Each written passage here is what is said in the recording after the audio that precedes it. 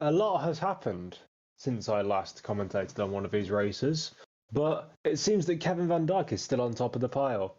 Let's get into the action here in Las Vegas, and we will see who comes out on top in yet another weekend of VDRL racing. I'm Nedzo, and I am joined in the commentary box by Yoshi. Say hello. Good evening, everyone. Yeah, it's last time. Can't wait for this. Yes, indeed.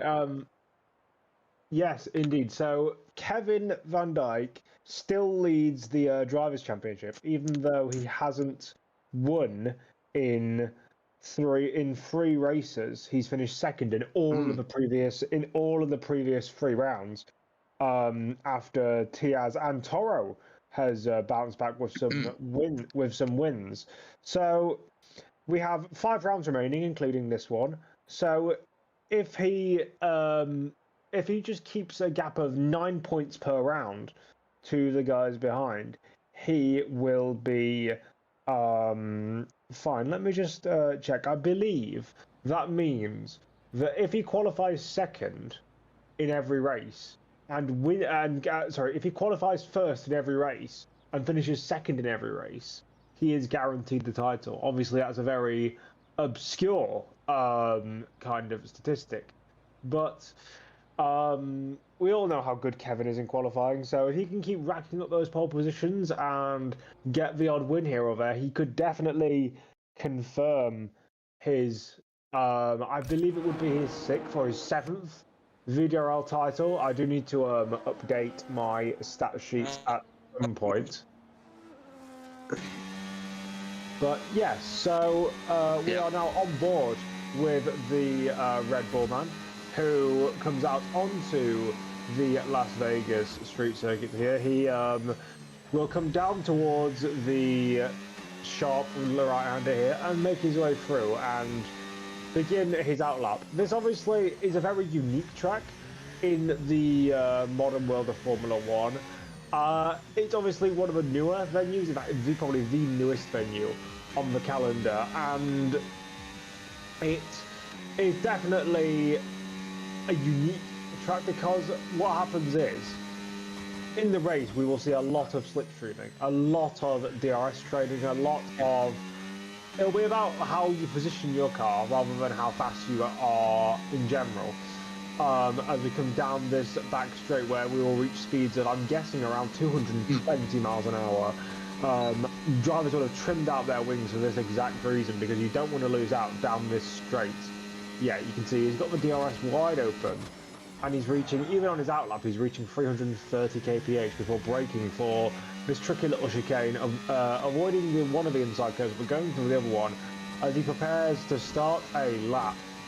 I'm surprised it's using ERS this early, to be honest, because I'd have thought he'd start boosting all the way through the line just like that. But here we go, coming in towards turn 1 on the first qualifying lap of the day. A little bit of a wiggle through the exit of turns 1 and 2. You've got to anticipate the car sliding there, because the apex gets narrower and narrower, and it opens up, and you need to be able to put your throttle down confidently coming out to that corner. Now into turn 3, nicely on the curb, kisses the wall just ever so slightly, but now coming through the blind turn 4 and into this little tricky chicane section that wasn't on the initial proposed layout of the circuit, but it's actually an alright section, to be fair, because from the map it looks from the track map it looks very Mickey Mouse. However, it's not like that. It's actually quite kind of flowing as we come now through these flat out corners before this 90-degree left-hander. On last year's game, you used to have to try and fly over that curb and basically go all 4 wheels off the track and make sure you landed in the right place. It was very RNG. I'm not sure if on this banker lap that Kevin's just trying to get a lap on the board and not really taking a risk on that apex, but maybe it's a bit different on this game. Yep, he approaches 343 kilometers an hour, nicely done. It hits the inside curb, kisses the inside wall in all 3 instances of that awkward little Mickey Mouse section. But now we'll come up to the line, and the benchmark for the rest to beat is a 1 minute 30.3 here in Las Vegas. His teammate is coming up to the line, that is Tiaz, and he goes on a 1 minute 30.6. So that's the kind of benchmark that he will be, that Kevin will be happy with then. Werner a bit further behind, but 1.4 seconds adrift of the benchmark. Yes, we'll keep watching this driver's filter across the line. Obviously, Yoshi, you may have been commentating in the races where I was unavailable. Obviously, results never always tell the full story. You can just ask a lot of drivers through Formula One history. So, who's been the man in form or the driver in form while I've been away? Definitely Kevin Van Dijk has been on form lately, but the McLarens of Toro was doing well last week in China as he hits the wall. As he exits the first sector. But yeah, mainly the Red Bulls and McLarens, they're on top four because, well, Red Bull almost clinched the championship last week, Albert got stopped by a couple of tenths of a second.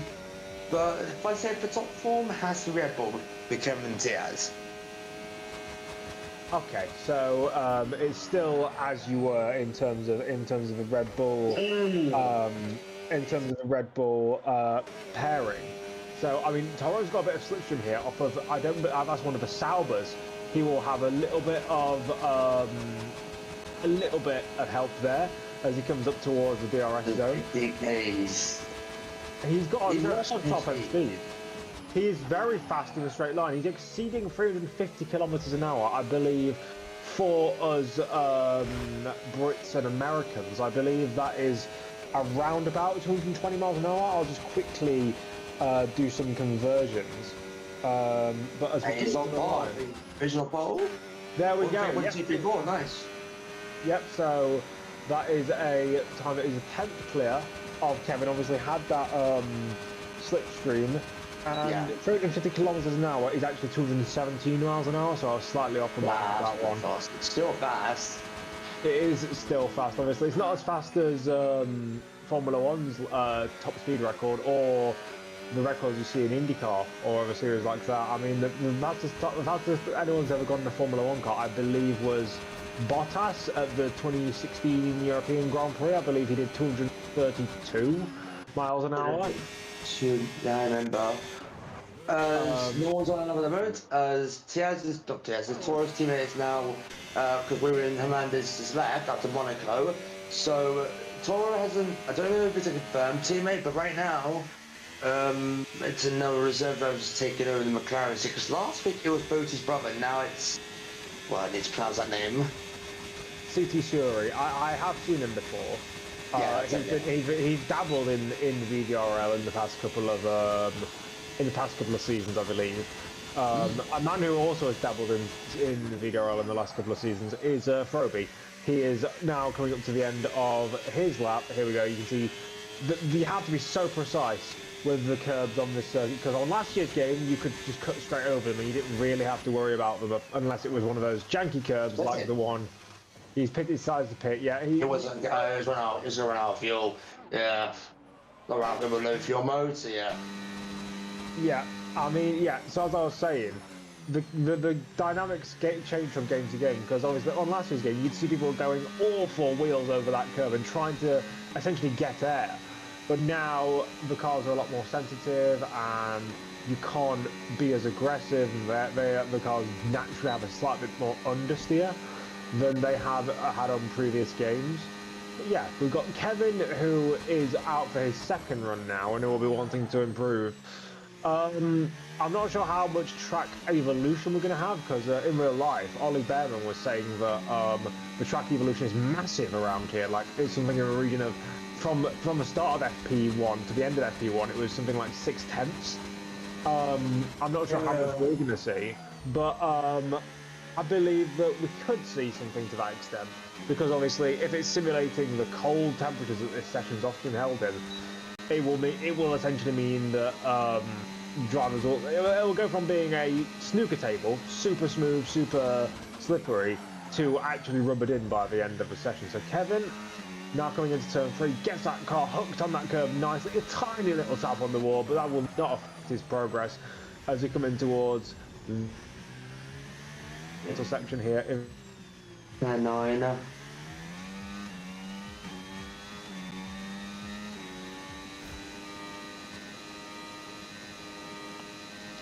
Doing this, Mike's turned off as Kevin Lake still receives slap though.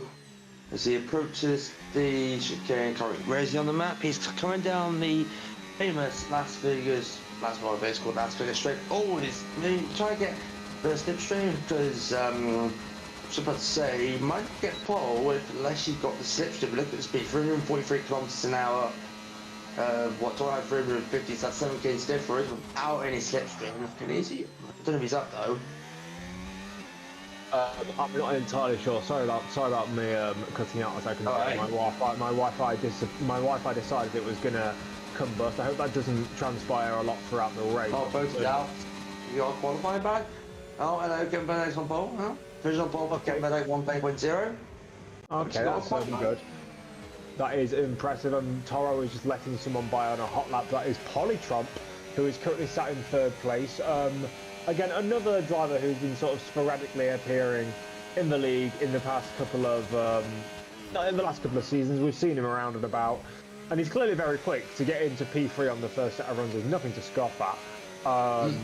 So we will see and watch his progress with intense eyes,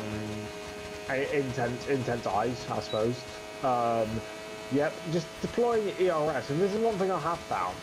Kevin's top speed is very low compared to the guys around him. As we can see, it's like 143. Because Todd's on like 350. What's the max we've seen so far? Everyone else has been hitting around 350.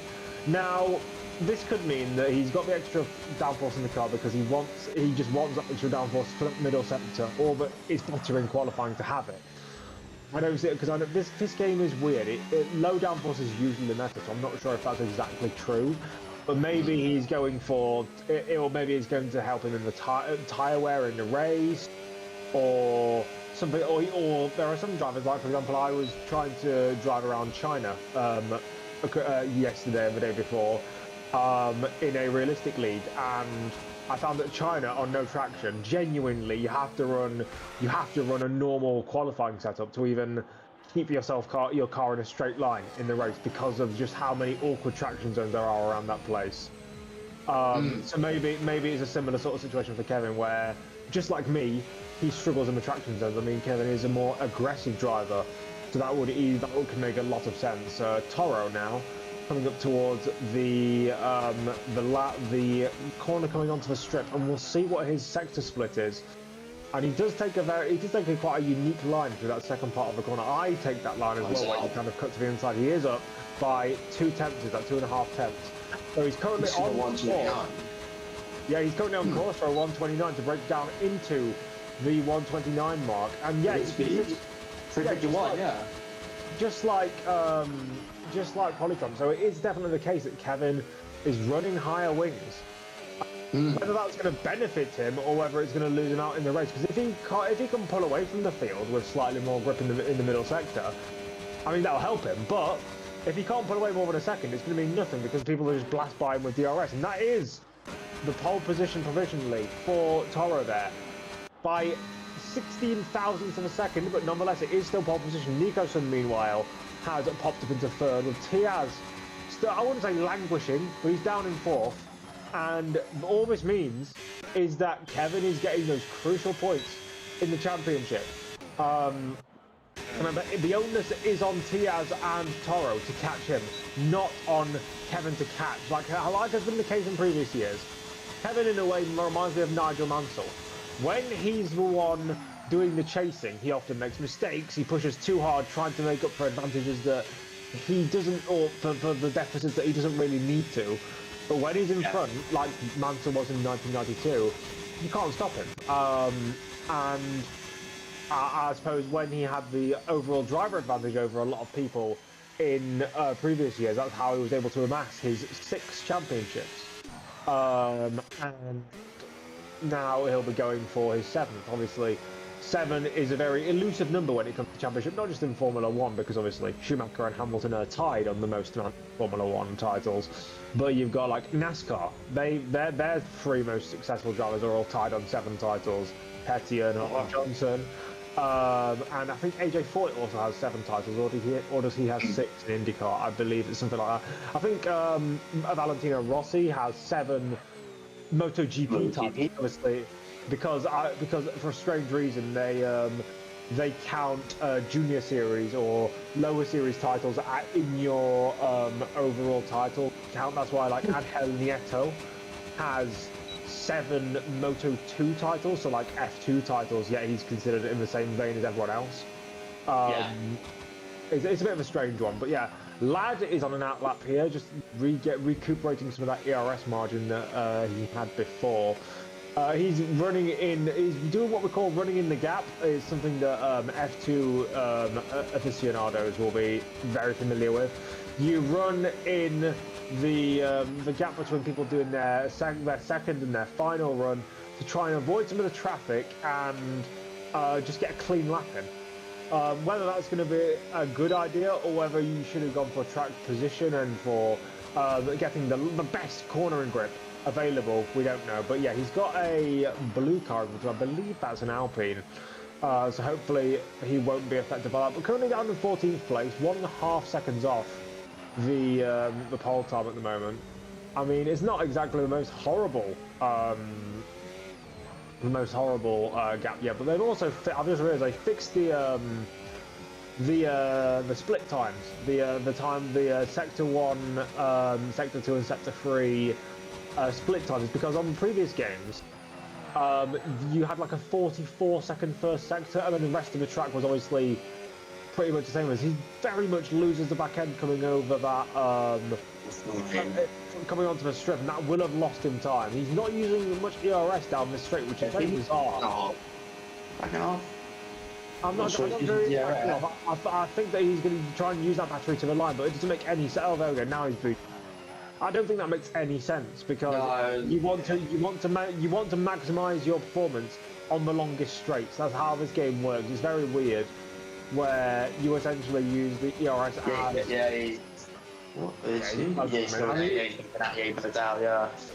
Yeah, I'm guessing weird one there. Yeah, I guess that was a mistake coming onto the strip.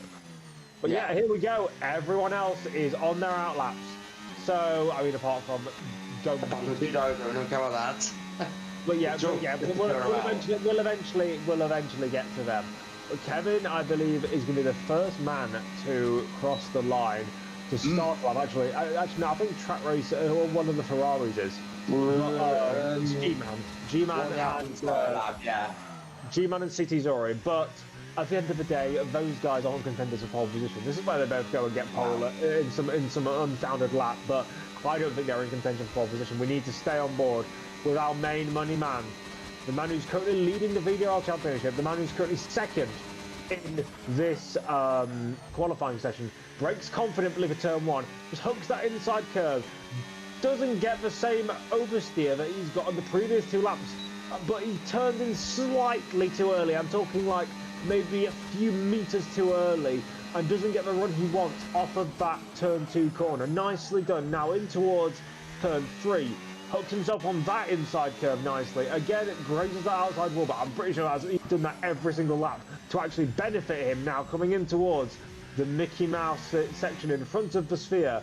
He won't be looking at the sphere. He won't be looking at the funny faces that the emojis are pulling on. He'll be putting the foot down, coming out of the sharp left-hander, now coming down through his flat-out corners, hooking that inside line. You want to get that inside line to shave off the distance that you cover. Nicely over the curve, not losing the back end, and now he is 1/10 up. It's not much, but it's honest work as we come down the straight in towards the final braking zone on the circuit. He just needs to keep this together, and he will go to the top of the pile provisionally. Whether Toro is improving, whether Nikos and whether Tiaz is improving, we don't know just yet. But we will just see if he can keep it all together. That's a nice run through there. No obvious errors. But is it going to be enough? Is it going to be enough for Kevin as he comes up to the line? Is he going to go to the line? Nice. He does it. It's a 1:29.950. Tiaz will be next up as Nikos gets held up by Williams. Nicholson gets out the ball when he wins, but Toro is now getting slipstream from one of the cars in front of him. Front of the Salvers, the same as last run. And he will be getting advantage from that, but it's whether the Salver will pull off of the racing line or whether he will get understeer through the remaining corner, or the remaining 3 corners, should I say. That Salver is indeed on a flying lap. That's That fast. inside curve. That wasn't the best run, but he's going to get the effect of a slipstream, and I think that might overpower any disadvantage he got from being in the dirty air. He comes to the line, cuts the apex. It's second place. Not enough, and maybe that dirty air effect was too much for him. Track Racer is going to come across the line. Polytromp and Nicholson haven't improved. Tiaz is down to 6th place. What is that? I was going to say, what's Tiaz down to 6th. His qualifying formula has been down lately in the last 4 weeks. But Nicholson... Final run. I believe he didn't even improve from his first run. No, he's 68 time. Yeah, so I mean, G-Man will be the last person over the line. He'll be coming back. But Tiaz, where have we seen a driver who has had lots of good form and lots of wins to parity all season, failed to impress in qualifying in the last couple of rounds? I mean, I've never seen in Formula One. I've not seen that in real life Formula One. No. Yeah, but yeah, so that means that we were talking about keeping those points gaps. So if Kevin were to come second now behind whoever, he would lose only 7 points in the Drivers' Championship. And I mean, if Tiaz somehow comes back and win this, that will be the worst case scenario for him. But he'll still be up on that margin that he needs to maintain this title battle.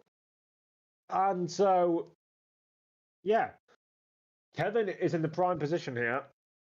Yeah. And if Toro and Tiaz keep taking points off each other, I mean, Toro's definitely the second best driver right now, but unfortunately, because of the point standings and him being further back, he's not going to think. Couldn't show you full qualifying results there. I'm not exactly sure why, but we all know who's on pole position. We all know that Tiaz has struggled. We are now moving onto the grid for the main race. Cold conditions, the drivers will struggle to get the power down on the way down to turn 1. Low downforce, obviously, so it will just add to their problems and add to their commiserations if they get a bit of wheel spin or don't exactly know how to put the power down, bog down.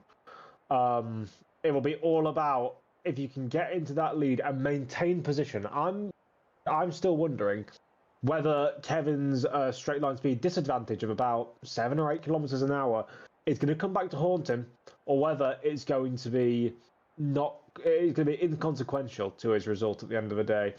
Maybe he might try some weird strategy because he's got that extra downforce, or he's going to try and bring what's his name, Tiaz into the race. But then again, Tiaz is his direct title rival, so yeah, difficult situation to be in. But yeah, we are just. Constructors, I'm guessing, is pretty much wrapped up because. No, it hasn't actually. I'm guessing. Okay, it might have wrapped up tonight, but it wasn't wrapped up last week. No.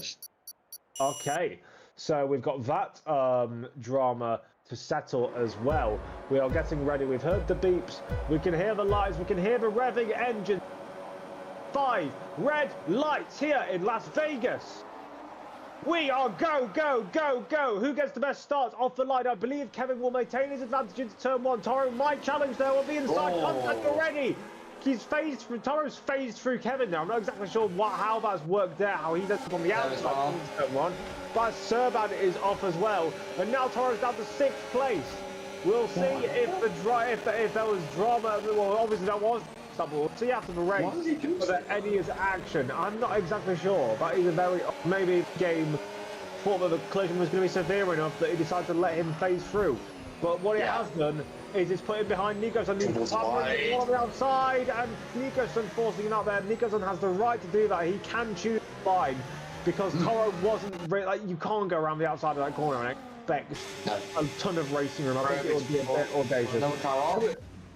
So we got. Oh, that's a line in the wall. That's That's the Alpine of Domjic. He got disqualified during qualifying for parking in a dangerous parking the wrong way, yeah. But I will just say, Boaty is up 8 positions on this opening lap. He has managed to get into a position that could be good. Track Racer now challenging Kevin.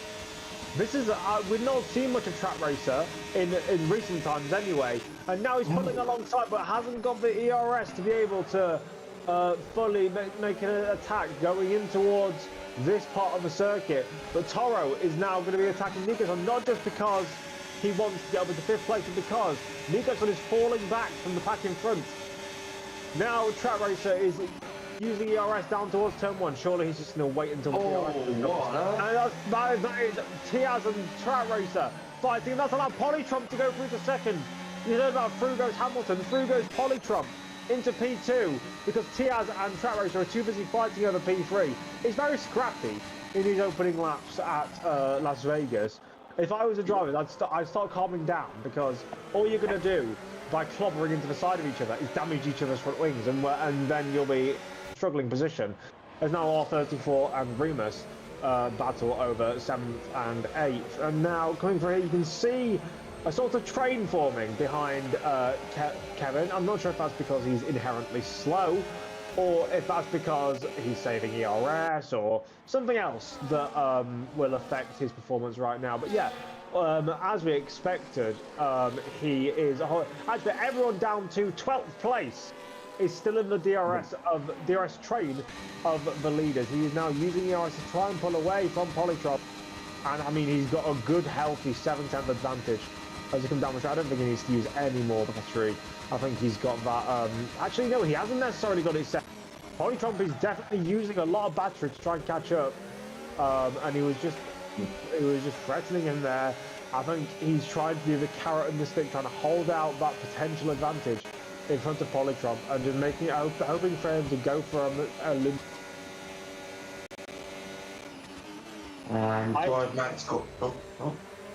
I expected for this race to have a lot of people in this fight for the lead. Technically 10 people. Pardon? Third pissed off of the race so far, damage from the back of the field obviously. But yeah, interesting, Toro down to 6. This is not good for him, because if Red Bull were outscored by McLaren's, then they will take the championship tonight for the team's championship. So it's probably in the hands of Red Bull anyway, because teammate, where is he? 15. Yeah. Yeah. So yeah, as we gear up for another run down the strip in Vegas, I think we might see a change for the lead here. Polytrop's got a good health in. Kevin can't just keep depleting it. He's got to find his battery somewhere. He's regenerating, yeah. I'm not sure exactly how much Kevin is on in terms of battery, but I think we're going to see. I think we're going to see a move. Yes. I think Polytrop might have this here, especially with DRS, with his inherent top. 54Ks. There we go. He got to 356 at one point there, but he's not. He just doesn't want to go for that gap as he pushes Kevin round the corner, destabilizes the rear end on the Red Bull, and pulls alongside coming into the final corner. Unfortunately, this isn't a DRS. The awkward the left-hander, and that's Track Racer going alongside of both of them, and now in towards turn 1. He's trying a move. He is there. Kevin has to leave room this time. He can't turn across him. And now battling side by side. Here we go. I think we might see a potentially double overtake for P1 and P2 here, because of just how close these guys at the front are. Track Racer, he's searching for that move, but he's not going to go for it. After I said that these drivers need to calm down, they've gone the other way. They've gone from being way too conservative. We could have seen a move there if the drivers wanted to braid it out. As Alex Carew into the pit lane for an early pit stop. I'm guessing that's for front wing damage, because there's no way that he's coming in on lap 4 for genuine strategic reasons. For genuine strategic reasons. But Track Racer is now up into 2nd place. Is very feisty for this battle, and even though Kevin has led every single lap, it's not been plain sailing for him, and Track Racer has a plenty of ERS, and it's a spin. Nicholson has spun on the exit of the left-hander there, maybe got bounced off the curb, but now we need to go back to the battle for the lead because Track Racer is about to overtake Kevin. Track Racer has overtaken Kevin. Track Racer has overtaken Kevin off of the screen. We don't need to look at Nikos in 13th place with wing damage. We need to look at the battle for the lead because now Track Racer is well ahead of Kevin. What a race. And TS up to third now. This is brilliant. TS is up to third. Yep, here we go. This is why we need to focus on this battle for the lead rather than on people in 13th place. And now TS to the inside of his own teammate. P2 for him. That's going to allow Track Racer to pull out slightly in front. And Kevin down to P4. So Kevin has gone from first to fourth in the space of, what, a sector. That's just how cool it can be at Vegas sometimes. What he needs to do, yeah, there is a yellow flag, but I don't, it's for Vasco. Right now, yeah. I don't think we need to focus on those lot. Yeah, I don't think we need to be giving Martin any ideas of focusing on drivers who aren't in the battle when there's a four-way. But nonetheless, I mean, Kevin, this is not what he needs because now, at the moment, I believe that Tiaz will be gaining about 14 points on him in the, or maybe not 14, but maybe about 6 or 7 points in the Drivers' Championship. If Tiaz was getting to the lead, it'd be about 14 points. But in the point system we have, I believe that that very much you get a lot for winning, but for getting second and third and fourth is a bit less. As now we come towards the end of this lap again. Kevin wants to get back into third place, but he's not got enough straight line speed. This is the issue he was always going to have with his setup. I'm not sure if he did this on purpose. But in my opinion, what he needs to do is he needs to kind of settle into fourth place again. Oh, there we go. Polytromp is off, and that will be wing damage for him. He's got to come in at the end of this lap. Yeah. That is he stay? Hello. Well, to be fair, as long as he can stay out on that condition and just stay in the DRS, it won't be the end of it. He'll just lose. Yeah, he'll just lose overall time. But as long as he can stay in the DRS and the guys around him, it won't exactly be the end of the world. But yeah, Kevin, I think, needs to consolidate the position. He needs to get some ERS in his tank and do what Track Racer did, which is get some ERS and just deploy it all in one straight and then overtake. Because this is going to be a race of tactics. Again, this race is not going to be won by just the person who's right the fastest over one lap, like in qualifying, like Kevin. It's going to be who can deploy the ERS best. It's going to be who can get the slipstream on the last lap. It's who can put themselves in the position to win going on to the final lap. It's working out whether it's best to be in second, whether it's best to be in third going on to the final lap of a race. And it's not going to be won by whoever's just outright fastest. So no, you need to work together. It's very much in a way like we were speaking about NASCAR, and it's very much like a NASCAR race on the super speedways where you have to draft and you have to work together with other drivers to find an advantage. You have to find a way to get through people. As Toro now is coming up to Polytromp, and I mean he needs to get this move done because Polytromp has unfortunately now DRS range of the car. Boaty is up to P5. And if he can, I think. Yeah, if he can continue on this form, he will be a threat to. But we all know what Boaty's like. Boaty, don't get me wrong, on his day, Boaty is fantastic, but he's very error prone. And I mean, if there's any track where you're going to make mistakes, is on a cold track with walls all around, and currently doing very well. But we'll keep our reservations on whether he's going to keep doing well. I mean, he's got Toro in front of him, 14 positions he's gained.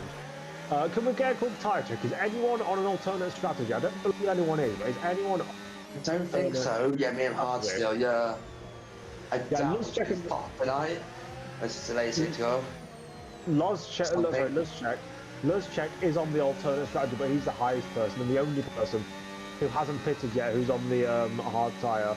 I mean, he could get an advantage, I suppose, but he's about 10 seconds off the lead, maybe slightly more, maybe about 12 seconds off the lead. And therefore, I think the advantage is gone. If he'd have stayed in the leading train, then he could have gotten an advantage. Oh, and that's Boaty! I just said he was He managed to that line on the curb, wow. He managed to get away without damage. And he's got Remus, who's slightly in front of him, so he can get back into it. He's dumped his DRS on this straight to try and get back into the DRS range of Remus. Yellow flag in centre one. That's one of the Mercedes off, but we don't need to go to. But yeah, you called it. Error proof. Yep. This is the thing. He reminds me very much of Roman Grosjean, where on his day he can perform just as well as anyone else. Top crash. But it just we have a virtual safety. No, is it? I think no, it's virtual safety. That is a virtual safety. That is Serban. Serban. I believe maybe Serban has dropped his front wing. Oh, he's left. Oh no, sorry, he's DNF'd. He crashed. Yeah, he's gone completely. He went to the wall. He's crashed into the wall, and we are under VSC. Was it on purpose? No, it was on the exit of the corner. It was on the exit of the corner. You can easily just understeer into the wall if you're unlucky. Yeah. But what I will say is this will allow all of the leaders to recharge their ERS, and this will it will give an advantage. Never mind. So drives behind us. G-Man gets the track from the VSC. We've gone back green, and now I think Track Racer is, you can see he's deploying that ARS trying to get away from Tiaz, not realising. By the way, Tiaz has overtaken Kevin now. Obviously, he has overtaken him in the previous section. But now we are, can Tiaz get to the lead for the first time in his race? He's going to have the DRS advantage. He's going to have at least the same amount of ERS as Track Racer. It's just whether he chooses to use it all. Whether he chooses to use it all, whether he chooses to sit behind and wait for another to come along. I think he's going to do just that.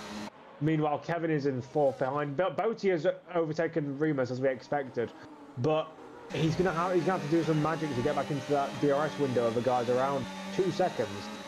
I mean, it is possible, especially when the guys around him aren't this.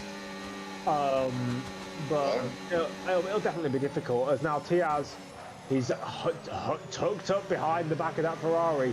Doesn't want to go for a move into turn one because he knows that there's a DRS straight directly after. And all this will do is it will help Boaty, who, I mean, he gained 3/10 and then lost 3/10 through there. I'm not exactly sure what's going on. I'm pretty sure he's just ebbing. But yeah, now he's trying to get back into that window. But DRS will be his enemy. I suppose he'll get a bit of extra. He won't be in the dirty air for this middle sector. And if he can deploy his battery right, he could be back. There's a G-Man who got a driver penalty speeding under VSC and now gets a 10-second time penalty for speeding into the pit lane. So a very unfortunate sequence of events for him. But Boaty is hovering on that 1 second window. He could easily get into that 1 second window and he needs to use. I think he needs to use the ERS to get into that. But I think he might have just done it. Actually, no, the DRS is straight. But yeah, Boaty's now comfortably in that window that he needs to be in. Toro now challenging the back of Kevin. Remember, these two are in technically a title fight. It's a long shot to still win it. But if Kevin doesn't perform well, he could easily do so. And now here we go. Toro decides to back off there. Not exactly sure why Boaty's fallen back. Maybe it was another mistake on the exit of the corner. But now he comes back to within 1.3 seconds of the drivers in front of him as Luschek and Ladd switch places. Kevin now behind his teammates Tiaz. Oh, he's going to make fun. That was What was that? What was that? A 6-time champion does that to his teammates. Yeah, up to you. What was that? That was a silly move. What this does mean is Boaty's now back in this fight. And, I mean, Tiaz is going to be, I wouldn't say enraged. I think Tiaz can keep his cool. But he will be unhappy with that. Like, I definitely think that if it comes down to it, if those two are fighting for 1 and 2 at the end of the race, I would expect to see Tiaz treat him the way Kevin has treated him there. Because I think that's 50-50. I think it's a racing incident. I wouldn't give him a penalty for that. I'd probably give him a warning for driving standards. I don't. But I'm just surprised to see that from him. No, but now that's not going to affect him in terms of penalties, but it will affect him in terms of mentality, because if Tiaz gets an opportunity like that later on in the race, he will take it and then say, that's what you did to me. So when it's this early in the race, or I mean, yeah, we're nearly halfway through, but when it's this early in the race and we're not anywhere near, not just because he's done that to mate, but because, as I said, if Tiaz gets an opportunity later on in the race, he will do the exact same thing without hesitation and have a get out of jail free card essentially. Kevin coming into the pits, so Hello? he thinks those. No, it is strategy. He thinks those medium tires. He's missed the pit lane. He's missed the pit lane, so I suppose that's karma. For what he did to Tiaz. Yeah, I'm not. That's true. I'm all biased commentator, but kind of deserved. Sorry, Kevin, but you do. You don't have to be biased to say that someone deserves some retribution for doing something dodgy on track. Fair enough, yeah. I mean, had he got fully alongside Tiaz into the braking at that turn one, I would have said that he deserved some room or at least deserved to be there, but it was definitely an over-optimistic lunge. Meanwhile, Botti is in third place, obviously, track racer on that lap. Kevin trying to and failing to pit on that lap, and 7 seconds in the process. If that's going to blow the championship wide, well, not the championship, but it's going to blow the opportunities wide open. Martin, if you could post the points graph or the points like the points I can't not the points standing, but the points system. We do have an update for next week. Yeah. I think I can look at it. But in case for next week we'll start doing time due to sprint qualifying in Qatar. Just hang on, so yeah. So the point systems are ready. You get, yeah. Oh no, yeah, that's fine. Yeah, we've got point systems in the chat now. Yeah. Tess is gonna come in. And I'm guessing Kevin will as well. And same for Toro. So. Yeah, I'm guessing Kevin will as well, and that will mean he's held up behind his teammate. So this is a double whammy. Botti went off on that in that chicane, and yes, Kevin is in as well. Is he going to get held up by his teammate after he left the box? Yeah, a little bit. Kind of, yes. But we'll need to see where he comes out relative to the guys around him. As Lad has gone off, I believe, in the last sector. Kevin rejoins in 7th place. He might even in 8th even, behind Vern, who is on 9th? Oh. No, he's going to stay ahead of the Sauber. But at the moment, he is losing. I mean, track races in the lead. He's actually. It's because Luzcek is out of sequence. So he's going to lose 26 points. But who is he going to lose to? Because if he loses to track racer, he doesn't care. If he loses to Toro, he does care because that's one of his title rights. And I mean, if he loses it to Tiaz, I mean, if Tiaz wins this race, that will be because that will be half of his advantage just gone. Might have moved here. Here we go. Toro needs to get past Luzcek here because he's on slower tyres. But Luzcek is refusing to get. I mean, obviously Luzcek has a defender position. He's not blue. Someone else. There we go. He's finally made the move, Toro there. But he has a 2.6 second gap to track racer. So that indicates that the undercut was indeed the stronger strategy that Kevin was trying to take, but unfortunately failed. And now Tiaz, is he going to go for a move into turn 1 like Kevin did? No, he's going to go for a final corner. Wow, the final corner. That's brave. Brave and bold, got it. See, Kevin, that's how you get ahead at an apex first. Sorry, I can't get my words out. Yellow flagged in the last sector. Nico goes off. Stay on Tiaz though, stay on Tiaz. Yeah, we'll stay on Tiaz, surely. Hopefully what these guys can do, if I was Toro, what I'd do is I'd let, I wouldn't like lift off or anything, but I wouldn't fight Tiaz as he goes by, because then he can get DRS and just slightly pull out the gap, and then you can kind of do leapfrog and kind of leapfrog your way up to the front, because at the moment, Track Racer in clean air is on fantastic pace. 3.1 seconds ahead of the guys around him. Also in the fight is Remus. I mean, if Remus can get past Luzcek on this straight, he could easily get into the DRS of the guys in front of him. And so, coming down this back straight in towards the chicane he's going to have. And the thing is, Lutzek is definitely not fighting. He knows he's not in the fight for the lead. And he's just trying, I think what he's waiting for is a safety car. Or he tried the strategy thinking he could stay within the the leading scrap, but unfortunately was unable to. Yeah, Lad also fighting Alex Carew.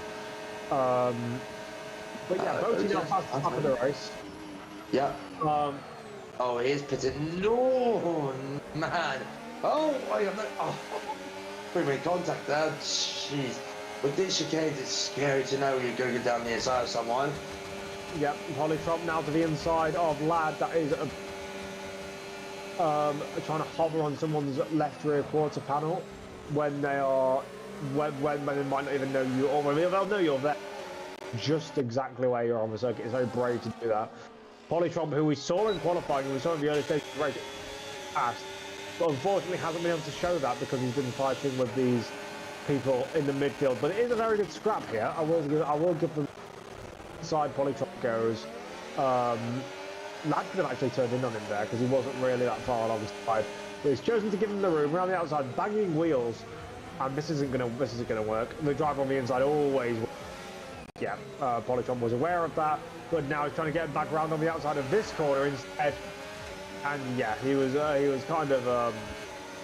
But you can't win on the outside of those corners because they're slow, they're traction zones. You need that extra room on the inside to be able to get the power down, and that's what we saw there. But Track Racers keeps pulling out gaps on Toro. 3.7 seconds now. That's gone up by half a second or so in the past couple of laps. But he's got the advantage now. But the only problem is, obviously, he's got those lap older hards. I'm not sure exactly how the tyres. Oh, okay. Tiaz missing his braking point slightly, potentially losing some wing, and Boaty now getting a position on him. Is this just going to be the race where none of the top guys do well? Is this going to be their all respective clanger? Like, is it going to be their Baku 2025 Oscar Piastri? I mean, Toro will be licking his lips at the field because at the moment he will be gaining. Let's just see, he'll be gaining 8 points on Tiaz and 12 points on Kevin. So he will be slowly gaining. And I mean, if he was to make his way back from this deficit in the title, that would be a fantastic result. Oh! That throws a spanner into the works. Track Racer with a 3-second time penalty for track limits. That goes down to 7 tenths. I'm not sure. I'm not sure if Martin can quickly check because we haven't got many on track. Penalty. It was track limits. For exceeding track limits. Penalties for. Kevin has 1. Track Racer has 1. Can we keep scrolling down? I swear he had a 3-second penalty for exceeding track. Multiple warnings. Yeah. So. Yep. Tiaz, Kevin, and Tiaz and Kevin have 1 warning. The others don't have any. So I suppose we'll be fine on that regard. I don't think we'll see any other track limits penalties as Boaty has the fastest lap, and finally they are gaining on that leader. With 10 to go. It is an interesting race. Boaty has overtaken Toro and is now trying to gain on the leader. But the problem is, when you have Boaty leading a train, is he will gain 7 tenths on a lap by doing amazingly well and finding the limit, and then he'll lose 7 tenths by going over the limit. That's the only problem with Boaty. If Boaty can clean up his errors, he's the best driver on the grid. Because we see him, and he does these amazing pole laps, he does these amazing fastest laps. Like, he has, at Vegas, a track where track position is so key and so beneficial, he's gone from 19th to 2nd. Like, on pure pace. He can do it. It's just that he makes too many mistakes. And he's right on the edge of grip, and unfortunately, the gap... 3.3. Disconnected again. I'm not exactly sure. Or is the stream paused? No, you're lagging a little bit. Okay. He has 1 lap fresher tyres than track race, and that's all he's known for. Any difference. He also has the lapped cars here are going to give him potentially some DRS if they will slow down at the right time. They may give DRS here. We'll see going through it. I don't think he's got it, unfortunately. But no, he hasn't got it. He hasn't got it. But he could have. If he got some there, he could have gained at least 1 or 2 tenths. But yeah, that's blue flags for, I believe that's Murphy, and he finally gets out of the way. He could have done with getting DRS off the back marker there, but oh well. Kevin's having a hard day, isn't he? The championship leader. Yeah, he is. That mistake in the pit lane cost him more. For his I mean. Yes, he did because.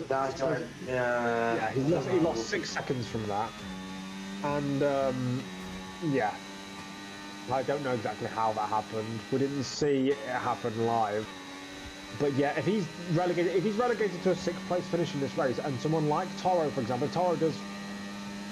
I've just seen the gap has gone down considerably between Track Racer and Boaty. I wonder if Track Racer made a mistake, because there's no way. Boaty's good, but he's not gaining a second in a second.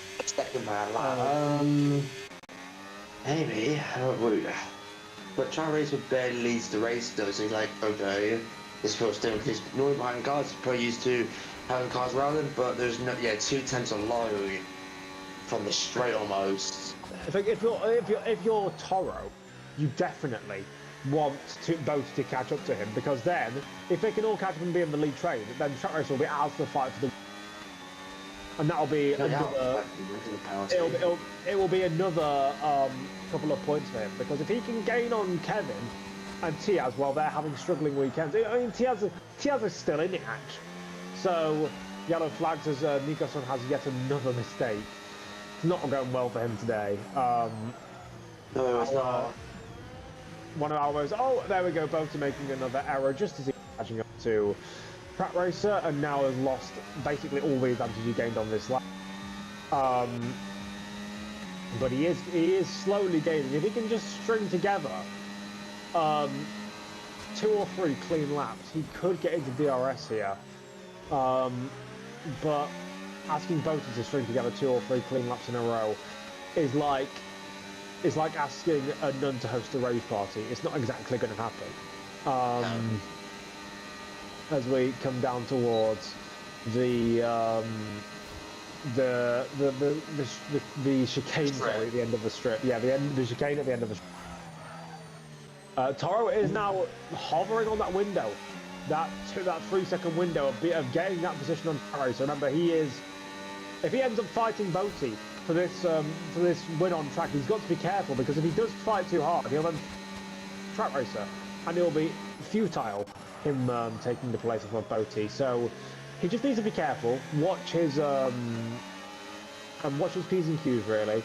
He's also got Tiaz behind, who will be looking. But this is going to be a big point swing, unless there's some sort of wild safety car, or Kevin somehow manages to recuperate this advantage, or even get past. There is going to be a big swing in the points, and Boaty is still gaining, but we need to see if he can actually continuously gain on Track Racer. And he has a good advantage in this middle sector actually, which makes me think he might have slightly more downforce on the car, because he is also losing out on those blue flags for someone else, for Nico-san. It was Nico-san, and he's gone by. And now, oh wow! Oh, someone's gone off. Someone's gone off. Was that Matthew who went?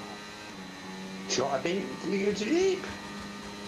No, it was Toro who went off. Sorry, I was looking at the map when that happened, so I wasn't actually sure what was going on. Oh no, I apologize. Shortly. So now Toro is out of the prime position. Boaty has got no one following him. So Tiaz and Toro will be trying their best to get back into the DRS of each other, and Boaty will be trying to get. I mean, Boaty is in the prime position to win this here, as long as he can just keep it clean. And again, I know that's a big ask for Boaty. let's see if they can actually, you know, execute here in Las Vegas. His Formula has been good for Botti. He's been up there. He has won a race, but in that racing example we did a couple weeks ago, he hasn't won. Has he won? Actually, I'm not sure if he has officially around yet, but it could. Oh no, we got a crash between two guys, and we have a full safety car. Yes, we do. I said that this race wasn't going to change much unless we had a full car. Now if you're one of a little bit, and if you're one of the leaders, do you come in for a set of softs?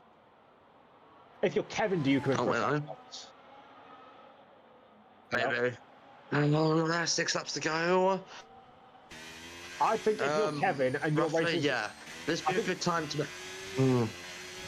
If I was Kevin, well, it depends how much the soft start is off. Because if it's a high tide degradation track, then I'm not sure. We're gonna be on the safety car for at least 2 laps because of how spread out everyone is. I think it's worth it. I think Kevin has nothing. It's worth a gamble. Yeah. Yeah, but this because next week we will start at LA time due to the IRL Qatar Sprint qualifying. We're starting at 6:45 UK time, 7:45 CET time next week. For next week as well, and this will be a good time to promote the league. Oh yeah, so you can follow VDRL on all of our social media.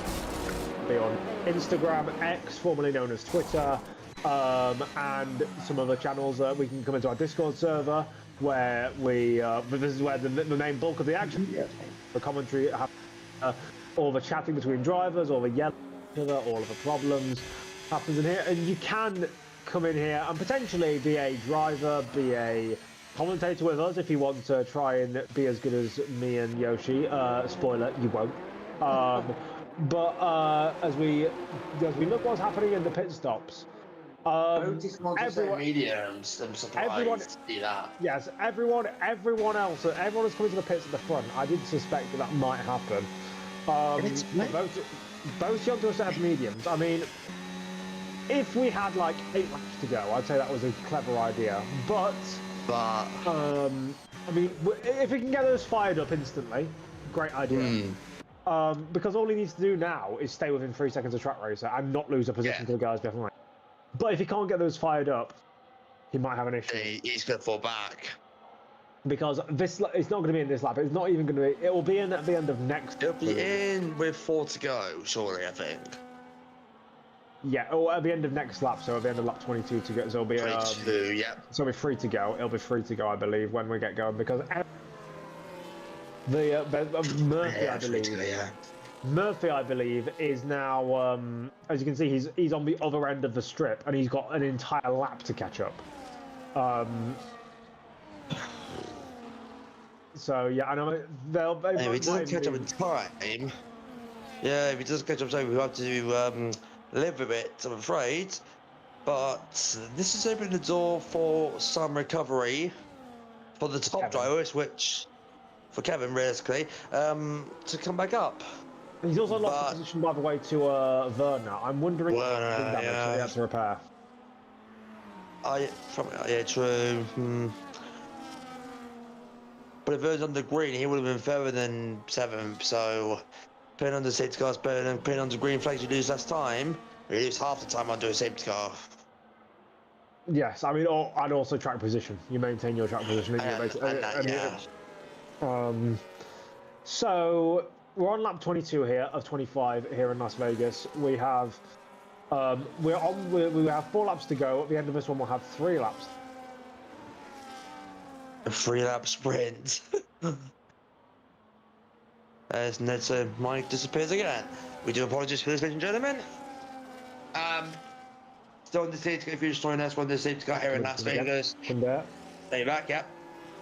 Oh, I am back now. I'm not sure why I keep getting these freezes. My university Wi-Fi is supposed to be good. It might be you. I'm fine. Yeah, I think it's me because I keep getting the freezes and yeah. I'm on my phone for goodness sakes. Yeah, so we are waiting for everyone else to catch up. Luckily, they are catching up. The guys at the back are Only 6 drivers to catch up still. Yeah, but they are still quite far away off, so I think we actually won't get it in. We'll actually get it in at the end of the next lap, I believe. I mean, if it is going to come in, so a sector split, but I don't think it'd be fair to not let everyone catch up. When we have an extra lap, we can give it to them. We'll see. No, it is staying out as we come down towards the corner at the end of the strip. The lights are still on the safety car, so yes, we will be staying out another lap with the Mercedes-Benz leading the pack. And well, yeah, we just need to wait for these guys at the back to properly make up the gap they need to make up. They should be able to. 23 seconds in a lap is nothing. Not when you're under safety car. When the leaders are setting 2-minute 10s, yeah, they're going to gain about 40 seconds on this lap, so they will be fine. Yep, coming down towards turn 1, and yeah, so we'll have a 2-lap at the end. That will be music to Boaty's ears, in terms of not losing a gap to a track racer, but I think you're going to see I think you're going to see some punchy action from Evan, from Diaz, because they are in that title fight and gain some positions here in a race where none of them have performed particularly well, and you could be in for the money for a good championship. Obviously, if the order was to stay as it is right now, then I believe. Hold on, let me have a look. If the order was to stay as it is right now, then Tiaz would get 30, so that's 35. Toro would get 32, and Kevin would get 26. So it'd be minor points gains. It'd be in the single digits. But let's say Track Racer and Boaty crash into each other. Then you have Tiaz and Toro gaining a lot more on Kevin. The back of the pack are now finally starting to catch up to the rest of the field. And by the time that the safety car has come in, they will be caught up. So we will be coming in at the end of this lap with the safety car. It hasn't said so, but the game has to bring it in at the end of this lap. It cannot go out for another lap. I'm not sure why it hasn't. I'm not sure why it hasn't called it, because the sector. No, we can't. I mean, yeah, it needs to be within 2 laps. It hasn't. There we go. It's a late call for it to be going in. Yes, as the guys at the back catch up, Track Racer will control the pack. Surely he's going to just hold them and go slowly for the restart as we filter through this last section. I think we should go on board with him rather than board shot, to be honest. So let's see just when he goes. Let's see just when he goes. Boaty tucked him behind. He wants to get that advantage. He wants to get that speed. Oh, he waited for Boaty to do a little weave, and therefore, once he got that, he dropped him. That is a very good restart from Track Racer. And I mean, it's going to be all for nothing in the end because of his time penalty. But that was very good work from Kevin, already making his way past Vernon, a light driver. Is Vernon going to try and keep around the inside? He does, but yeah, there's no chance of holding up Kevin when he's on a mission. The guys behind Boaty are now going to be trying to filter. I think Boaty is going to have to try and use Track Racer as a defensive mechanism here, because if he can just stay in his slipstream and stay in his DRS, he should be fine. Obviously, no DRS on this. Get it off. And that will allow the drivers to at least try some moves, but they'll be all in this trade, so it might be all for nothing anyway. Kevin now on the back of Remus, who is doing actually doing quite a good job here in this race, currently up in P5. Not as good as Boaty, but not many people are, as we're coming towards the sorry, not the chicane, the sharp right-hander there. Murphy, while Kevin is going to try and get past Remus, because the outside he goes. He's going to struggle with top-end speed, but he goes past Remus in the end, up into 5th place. Remus conserving battery. Toro up the inside of Tiaz. That's a move he needs to make for the championship. Squeezes him a tiny little bit under braking. But all that's done is just allow Boaty to pull away an absolute ton. Boaty's pulled away by 2 seconds on Toro and Tiaz. I'm not sure if they'll play some DRS chicken or something like that, but Boaty's got a massive advantage here. Now the top 3 in the championship are in 3rd, 4th and 5th, in actually in reverse order of their championship. So it's currently advantage Toro in that sense. But Boaty's got this in the bag. Unless he spins or bottles it somehow, which was the most Boaty thing I've ever...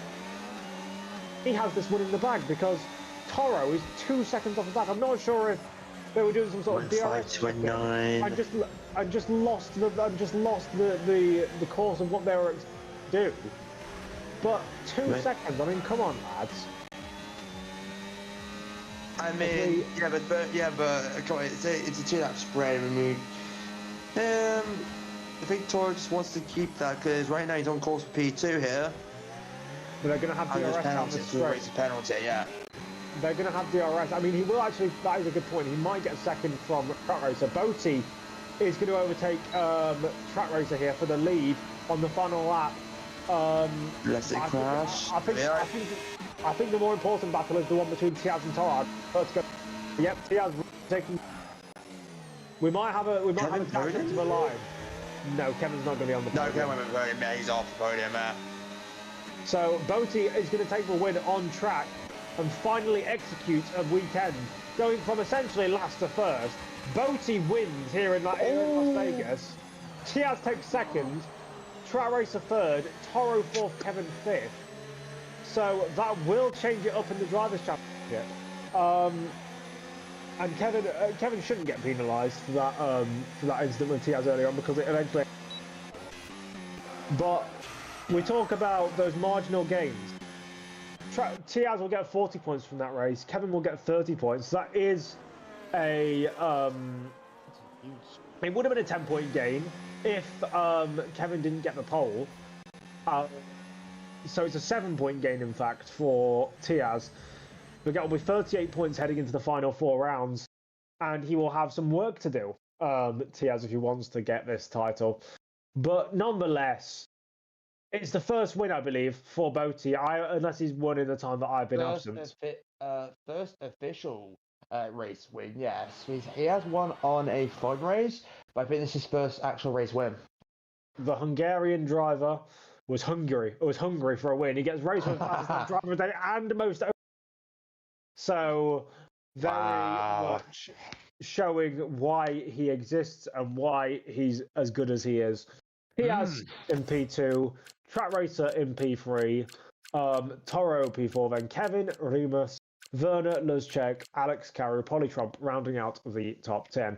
Vastus in 11th, then it's R34, Froby, Newson, G-Man, Domjic, Murphy, who retired with a couple of laps remaining, and then Curry, Ladd, and Serban were your DNFers, or non-finishers, should I say. We will soon move in towards the interview panel. I have a feeling because I don't think we've heard from, nor I think have we heard from Track Racer in a while. So I have a feeling that we might be a bit empty in the interview room. But we will wait to see what happens there as we gear up for some questions to fire at the drivers.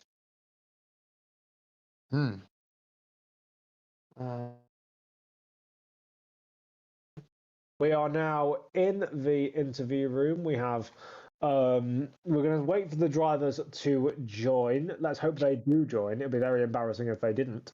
Yeah, it is. We got one.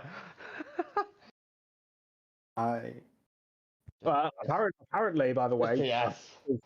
Apparently, by the way, Track Racer's 3 second might get removed. So that's because apparently it was a double warning. The glitch. Yeah, I see in the chat. Martin, if you could confirm to us if we're going to get Track Racer and Boaty in the interview room, and then we can get on with it. If not,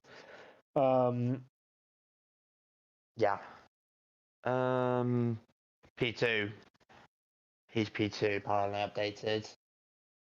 So that means it's Boaty from Track Racer from TS then, that's the top 3. get to Yep, start previewing something. we're gonna start off with Tiaz here as we wait for the others to get in. So Tiaz, obviously that is in terms of a drivers' championship, it's an ideal result for you because you've outscored both Toro and Kevin here. How was the race from your perspective, even though you didn't execute the win in the end? I mean, honestly, it was a pretty bad race for me. I just got kind of lucky with events happening, such as Kevin somehow pitting to mediums again. I don't know. But yeah, I made some silly mistakes. I lost focus a couple times and just completely outbrake myself. It's not really a great performance from my side. I was struggling for a good bit of the race as well, but in the end, the result is still pretty decent. So. Yeah. So in the middle part of the race, we saw an incident between you and Kevin. Obviously, he seemed to dive up your inside, and it was a bit clumsy. Has the dynamic between you two as teammates changed over the course of the season with the fact that you are fighting for a title? Do you look down on him because of that move, or have you hashed it out already by the time that the race was over? I mean, honestly, I can't be mad at him for doing a move like that or making such a mistake because I did the same thing in the same race. It happens, and I'm not gonna be mad to him about it. And I think last question from me. Now the gap is, I believe, 38 points in the drivers' championship because of Kevin's qualifying position. All you need to do, realistically, is well, it sounds easy, but if you win all the last 3 races and Kevin comes second, theoretically you're going to win the championship. Is that what you're looking to do, or are you hoping for him to make an error in some race where, just like here, where he has some sort of poor result and you can capitalize on that? I do think that will be or it's the most likely way to win, because even if I win all of them, he will probably still get pole in all 4 races like he does every time. So I think that makes it so I lose, question mark.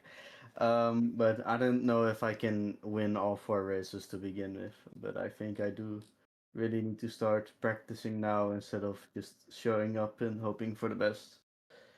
Yeah, I think as long as you qualify second and get those qualifying points or third, you should be all right.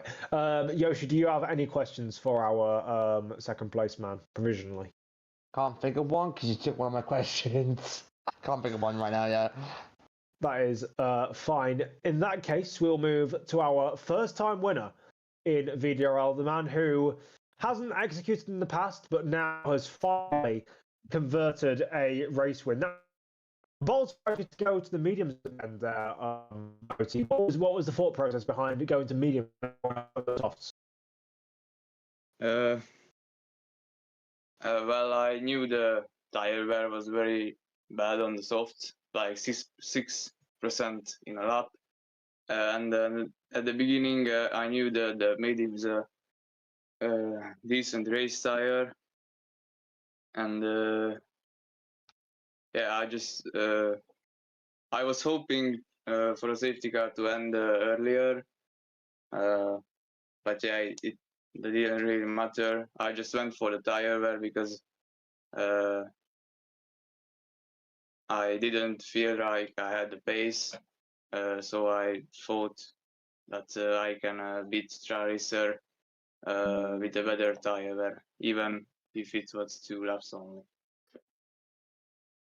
Absolutely. Obviously, you a couple of You are lagging hard, my friends.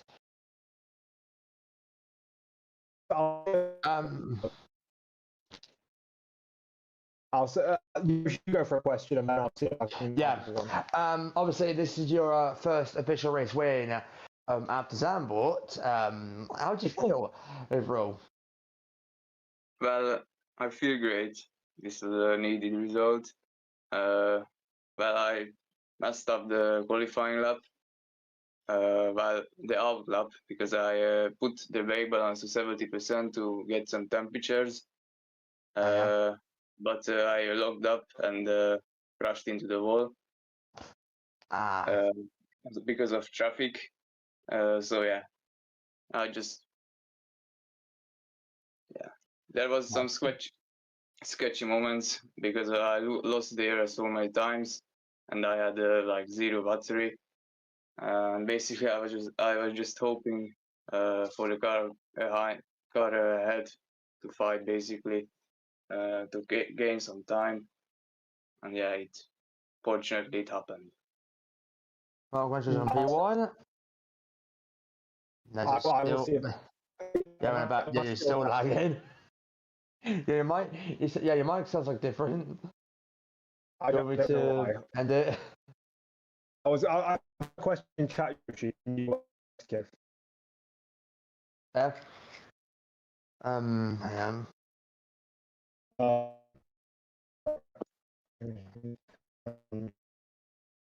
Do apologise for it. Yeah, let's end it. He's saying. Well, yeah, that's gonna do it for today then. But that's gonna do it today. Thank you guys so much for watching today. As a reminder, next week we'll be starting at a later time at 6:45 p.m. UK time, 7:45 Central Eastern time, and we will be racing. If I can find the calendar, we're racing at Bahrain next week. So join us there at 6:45 p.m. UK time next week, 7:45 p.m. Central Eastern time.